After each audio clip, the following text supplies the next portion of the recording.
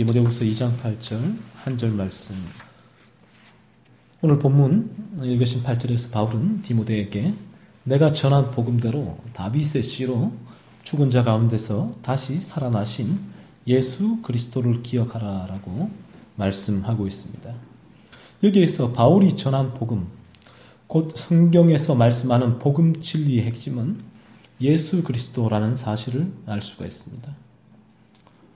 내가 전한 복음대로 예수 그리스도를 기억하라 라고 말씀하고 있기 때문에 복음 진리의 핵심은 예수 그리스도입니다. 다윗의 씨는 구약에서 예언된 메시아이신 그리스도를 말씀하지요. 이미 예수 그리스도는 구약에서 예언되었다는 말입니다. 구약 전체도 누구를 지목하여 증거하고 있는가 하면 예수 그리스도이십니다. 구약에서 예언된 그리스도가 이 세상에 오셔서 십자가에서 죽으시고 3일 만에 부활하셨다는 말씀이에요. 따라서 바울이 전한 복음은 신구약 성경에서 공이 전하고 있는 예수 그리스도입니다. 하나님께서는 자신을 계시하시기 위하여 성경의 기자들로 말미암아 기록하게 하셨는데 하나님의 계시는 예수 그리스도를 통하여 우리에게 드러나게 됩니다. 그래서 이 성경 가운데 그리스도 예수가 증거되어지고 예수 그리스도를 통하여 하나님은 정확하게 우리에게 계시가 되는 것입니다.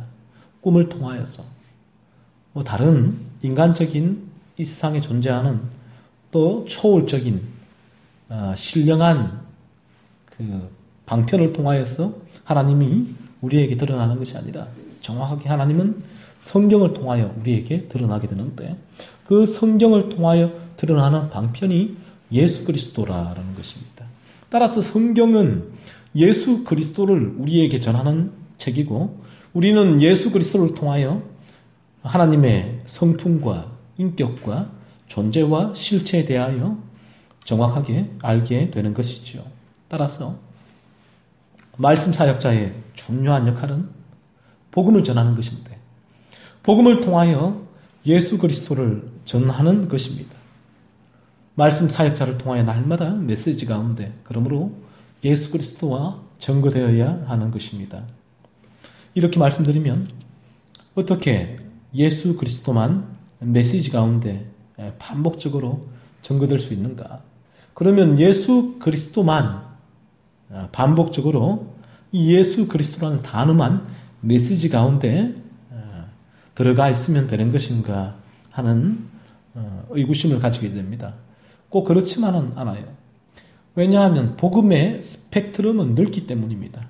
복음은 직접적으로는 예수 그리스도의 인격과 성품과 사역에 대하여 증거하는 것이고 간접적으로는 예수 그리스도께로 인도하는 과정과 예수 그리스도로 말미암은 거룩함의 열매를 드러내는 것입니다. 따라서 설교를 통하여 하나님의 공의와 율법의 엄정함과 인간의 타락과 부패를 증거할 때도 그 저변에는 그리스도 예수가 녹아있는 것이에요. 모든 것이 그리스도 예수와 연관되어지기 때문에 결론적으로는 이 모든 메시지가 그리스도 예수께로 인도하는 과정이 되기에 복음이 되는 것입니다. 그 안에 예수 그리스도가 스며져 있는 것이에요. 그래서 우리는 모든 말씀이 증거되어질 때도 그 증거되어진 말씀이 그리스도와 연관이 되어지고 그리스도에게로 인도하게 되어지기 때문에 그 말씀 가운데 그리스도 예수라는 단어가 드러나지 않아도 그리스도 예수가 증거되어지는 것이고 그러므로 그 메시지는 복음이 되는 것입니다. 거듭난 이후에 거룩한 삶을 촉구하는 설교도 그래요. 거룩해라 하라고 외칠 때 그 거룩이 그리스도 예수로 말미암아 맺혀지는 삶의 열매이기 때문에 복음이 되는 것이에요. 이런 차원에서 복음의 스펙트럼은 아주 대단히 넓은 것입니다. 이러한 복음의 스펙트럼을 이해하지 못하면 설교 중에 예수 그리스도의 십자가만을 끊임없이 예수 그리스도라는 단어만이 끊임없이 반복하는 것과 같은 반복을 하는 거예요. 의미 없이. 그런 우를 범하게 되는 것입니다. 복음의 스펙트럼이 설교되어져야 하고 그 복음의 스펙트럼에는 그리스도가 스며져 들어가 있기 때문에 그것이 복음이 되는 것입니다. 그러면 우리는 성경 전체를 통하여 매 시간 복음을 전할 수가 있는 것입니다. 어떤 분들은 어떻게 매주 복음을 전할 수 있는가라고 반문하시는데 성경 전체가 그러므로 복음이에요. 복음의 스펙트럼에 들어가 있는 것입니다. 그러므로 우리는 매주 복음을 전해야 합니다. 앞에서 이미 말씀드렸다시피 복음의 스펙트럼은 넓어요. 이 복음의 넓은 스펙트럼의 저변에는 그리스도의 생명수가 흘러가고 있습니다. 그러므로 이 모든 말씀은 그리스도와 연관이 되어져 있죠. 그리스도와. 시줄과 날줄처럼 이 모든 말씀이 그리스도와 엮여져 있고 그리고 그리스도께로 인도되어지기 때문에 이 모든 성경의 말씀 또 설교는 복음인 것이고 복음이 되어야 하는 것입니다. 그러므로 그리스도를 전하기 위하여 성경에서 억지로 그리스도 예수를 쥐어짜낼 필요가 없습니다. 예수 그리스도라는 중심축으로 말미암아 성경이 기록되었기 때문에 그리스도를 통하여 성경이 해석되어지고 읽혀져야 하기 때문에 이 메시지는 그리스도 예수가 전개될 수밖에 없는 것입니다. 창세기로부터 요한계시록까지 그리스도가 그 성경 전체에 녹아 들어가 있기 때문에 이 성경은 그리스도로 말미암아 해석이 되는 것이에요. 그리스도가 빠지고는 그러므로 성경이 해석이 될 수가 없는 것이죠. 예를 들면 음식에 소금을 넣었는데 이 음식을 먹으면 짠맛이 나는데 그런데 소금은 우리 눈에 보이지를 않아요. 복음이 이와 같습니다. 때로는 예수 그리스도라는 이 호칭과 단어가 드러나지 않는 본문에서도 소금이신 그리스도가 음식인 본문에 녹아 들어가서 그리스도의 짠맛을 내는 것입니다. 이것이 그리스도 예수가 선포되어지는 것입니다. 복음입니다. 예를 들어서 거짓말을 하지 말라는 말씀을 대할 때 우리는 이 말씀이 어디서 흘러나온 말씀입니까? 그리스도의 성품인 정직에서 우러나오는 명령이라는 사실을 깨닫게 돼요. 거듭난 성도들은. 단순히 윤리적이고 도덕적인 설교가 아니에요. 거짓말을 말하지 말라, 거짓말을 하지 말라 라는 선에서 그치면 그 설교는 윤리적인 설교가 되지만 그러나 거짓말을 하지 말라는 이 설교가 그리스도 예수의 성품에서 우러나오는 설교가 될 때에는 복음이 되는 것입니다. 따라서 바울은 이미 예수 그리스도를 영접한 믿은 성도들에게도 그러므로 지속적으로 복음을 전했습니다. 로마서 1장 15절에 보시면 로마에 있는 성도들을 만나려고 한 이유도 이미 복음을 듣고 예수 그리스도를 영접한 그들에게 복음을 전하기 위함이었습니다. 그리고 고린도전서 15장 1절에도 보시면 고린도에 있는 성도들에게 이미 이 복음이죠. 예수를 믿고 있는 성도들에게 바울은 또다시 복음을 전하였습니다. 이와 같이 바울이 끊임없이 복음을 전한 이유는 하나님과 예수 그리스도의 명령이었단 말이죠. 또 진실로 거듭나게 되면 우리가 거듭난 성도라면 모든 성도의 목표는 복음에 고정되는 것입니다. 교회의 직분이나 사역이나 이런 모든 것은 부수적인 거예요. 부가적인 거예요. 오직 거듭난 성도는 복음에 그 목표를 두게 됩니다. 그리고 이 복음의 중심이 누구입니까? 예수 그리스도예요. 예수 그리스도. 그래서 모든 거듭난 성도의 마지막 궁극적인 목표, 지점은 그리스도 예수가 되는 것입니다. 성경 전체가 그리스도 예수로 말미암아 시줄과 날줄로서 엮여져 있기 때문에 복음을 전하게 되면 복음이라는 음식은 자연히 예수 그리스도의 짠맛을 내게 되는 것입니다. 그리고 두 번째로 저희가 주목해야 할 부분은 본문 8절에서 예수 그리스도를 기억하라는 사도의 말씀입니다. 오늘날의 기독교는 마치 예수 그리스도가 구원받을 때만 한 번 필요한 일회용 소모품이나 또는 필요할 때 한 번씩 숨겨두었다가 그냥 잊어먹고 있다가 필요할 때만 한 번씩 꺼내어 사용하는 재활용품이나 구급량처럼 여기는 경우가 많습니다. 예수 그리스도는 우리가 구원받을 때 한번 믿을 때 필요한 분으로 생각하는 경우가 있습니다. 그래서 오늘날 한국의 기독교에 얼마나 피상적이고 값싼 싸구려 복음이 팽배해 있는지 몰라요. 예수 그리스도를 전해서 사람들이 한번 전할 때 그때 예수 그리스도를 영접하기만 하면 구원을 받았다라고 선포를 해버리지요. 그리스도를 영접하는 그 한 번의 순간에 모든 것을 걸어버립니다. 도박처럼 다 걸어버려요. 당연히 죄인은 예수 그리스도를 마음으로 영접해야 믿어야 구원을 받게 되는 것은 맞습니다. 하지만 그 단 한 번의 영접의 순간에 구원의 모든 것을 걸어놓았기에 그리스도를 영접한 이후에는 더 이상 그리스도에 대한 절박한 절대적인 필요성을 구원 이후에는 느끼지 못하게 되는 것이에요. 그래서 그리스도 예수가 일회용 소모품이나 또는 구급약이나 재활용처럼 여겨지게 되는 것입니다. 그러나 거듭난 참된 성도는 구원의 순간 못지않게 구원 이후에 예수 그리스도의 비중이 그에게는 더욱더 커지게 되는 것입니다. 그리고 예수 그리스도와의 관계가 더욱더 깊어지게 되는 것입니다. 자신을 죽어야 마땅한, 멸망받아 마땅한 죄에서 구원해 주실 유일한 구원자가 예수 그리스도란 사실을 믿었다면 구원 이후에는 자신을 그 죄에서 거룩하게 해주실 유일한 능력자가 십자가에 달리신 예수 그리스도라는 사실을 깨닫게 되는 것입니다. 그러므로 이렇게 말씀드릴 수가 있겠지요. 예수 그리스도의 십자가 죽으심을 통한 구원은요, 예수 그리스도의 십자가를 통하여서 내가 믿음으로 구원을 받게 된다면 거듭난 성도는 오직 예수 그리스도만을 바라보게 되는 것입니다. 내가 믿을 때 그리스도 예수의 절대적인 필요성을 깨닫게 되었다면 구원 이후에도 나의 거룩한 삶을 위한 그리스도 예수의 절대적인 필요성을 깨닫게 되고 인지하게 되고 인식하게 된다는 것입니다. 동일한 비중으로 구원과 구원 이후에 동일한 비중으로 거듭난 성도에게는 그리스도 예수가 그 마음에 자리 잡게 되는 것이에요. 따라서 죄인이 거듭나게 되면 예수 그리스도를 바라보게 되어 있는 것입니다. 과거에는 왼쪽 방향으로 그리스도 예수가 아닌 다른 것을 바라보았다면 구원받은 이후에는 이 오른쪽 방향 그리스도 예수만을 바라보게 되는 것이죠. 그러므로 거듭난 성도는 우리가 참으로 예수를 믿고 거듭나게 되면 쓸데없는 곳으로 눈을 돌리지 않습니다.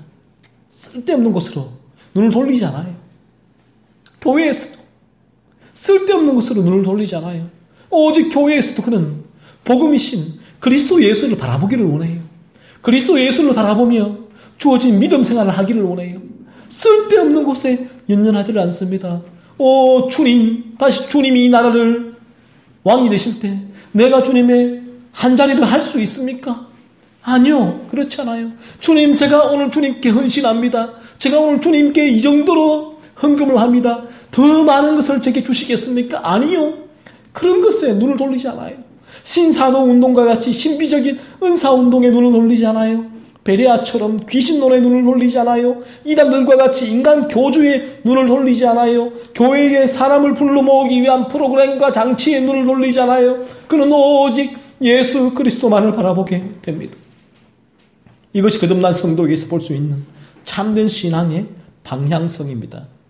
왜 오늘 본문에서 바울은 디모데에게 예수 그리스도를 기억하라라고 말씀하고 있습니까?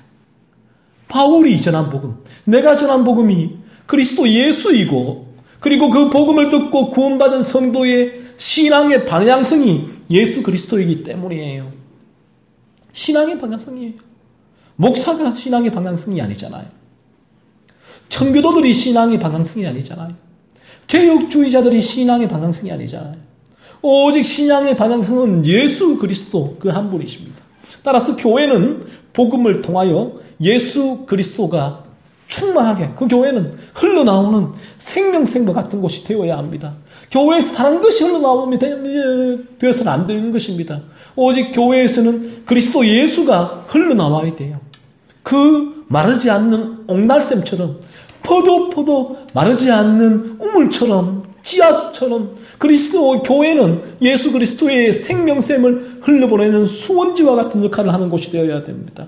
자꾸만 교회가 세상에서 무언가를 하기 위하여 액션을 취하는데 액션을 취하기 전에 먼저 교회의 바른 이 복음의 사명만을 감당하게 되면 교회가 액션을 취하지 않아도 세상을 향하여서 교회에서 전하는 복음을 통하여서 거듭난 성도가 그리고 거듭난 성도가 그 후 지속적으로 전거되는 복음을 통하여 더욱 그리스도 예수를 닮아서 거룩해지게 되는 것입니다. 그러면 거룩해지는 성도들을 통하여서 가정과 세상에 변화가 오게 되는 것입니다. 교회가 세상을 향하여 액션을 취하는 것이 아니라 교회에서 거듭난 성도들이 거룩해지는 성도들이 세상에 파송되어져서 그들이 세상을 변화시키게 되는 것이죠. 우리가 살아가는 세상은 부패한 죄인들이 천지에 널려져 있습니다. 좁은 길로 들어간 거듭난 자들은 소수입니다. 그러나 우리가 틀림없이 알아야 하는 사실은 작은 빛이 한 줄기 빛이 큰 어둠을 밝히는 것입니다. 소량의 소금이 큰 부패를 막습니다. 진실로 거듭난 성도의 위력은 부패한 죄인들 가운데서 핵폭탄급의 위력을 드러내게 되는 것입니다.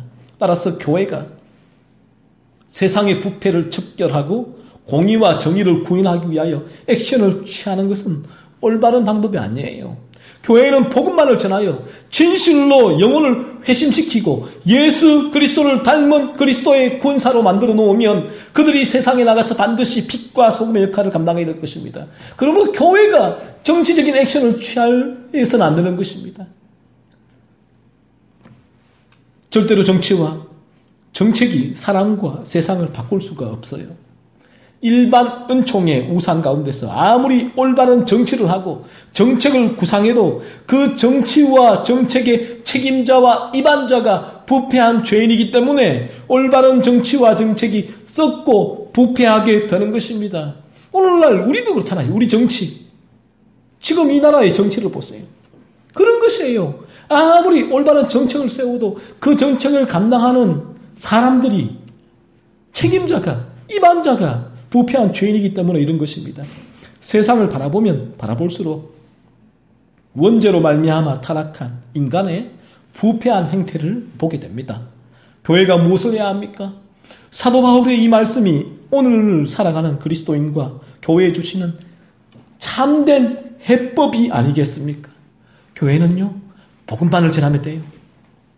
크로스라이프 교회에서도 복음만을 전하면 되는 것입니다. 타협하지 말고 지치지 말고 복음만을 전하면 됩니다. 예수 그리스도를 기억하라는 사도의 외침을 오늘도 우리는 교회에서 외치면 됩니다. 날마다 말씀을 통하여 예수 그리스도를 기억하고 예수 그리스도를 닮아가는 성도가 많아지면 많아질수록 어둡고 부패한 세상에 한 줄기 빛이 비치게 됩니다. 그들이 소금이 되어서 부패함이 신선함으로 변하는 회복되는 역사를 경험하게 될 것입니다. 가정이 오늘날 무너진 곳이 얼마나 많습니까? 직장에 부패가 가득한 곳이 얼마나 많습니까? 주변에 방탕한 삶을 살아가는 사람들이 얼마나 많습니까? 여기에 복음이 들어가야 해요. 복음만이 해답입니다. 심리치료, 상담과 법은 일반 은총의 한계를 가지기에 잠깐 일반 은총의 빛은 뭐예요? 빛은 빛이었다 꺼지는 거예요. 잠깐 반짝였다 꺼지게 되지만 복음으로 거듭난 성도는 빛이에요. 빛. 그들은 빛이 되어서 어둠을 비추게 되는 것입니다. 그 사람이 가정과 직장과 세상에서 학교에서 빛으로서의 삶을 살아가게 되는 것입니다. 빛은 빛이에요. 소금은 소금이에요. 그렇기 때문에 자연스럽게 거듭난 성도는 빛과 소금으로서의 삶을 살아가게 되는 것입니다. 말씀 사역자는 복음이신 예수 그리스도를 성경 전체를 통하여 매 시간 선포해야 하고 성도들은요, 복음이신 예수 그리스도를 성경 전체를 통하여 날마다 나에게 그리스도 예수를 들려주십시오라고 요구해야 합니다. 거듭난 사역자와 성도의 신앙의 방향성은 똑같아요. 동일하기 때문에 서로가 추구하는 방향성에 음밸런스가 생기는 게 모순입니다. 정말 거듭난 목회자와 거듭난 성도라면 그들이 추구하는 방향성에는 음밸런스가 생길 수가 없는 것이에요. 똑같은 방향을 향해 나아가게 되는 것입니다. 엇박자가 나지를 않습니다. 오직 예수 그리스도의 생명만이 주님의 몸된 교회를 통하여서 흘러나가야 돼요. 매 시간 흘러나가야 돼요. 그럴 때에 예수 그리스도를 기억하고 그리스도를 닮아갈 수 있는 성도들이 충만히 또 생겨나게 일어나게 되는 역사가 우리 가운데 넘쳐날 수 있기를 소원합니다.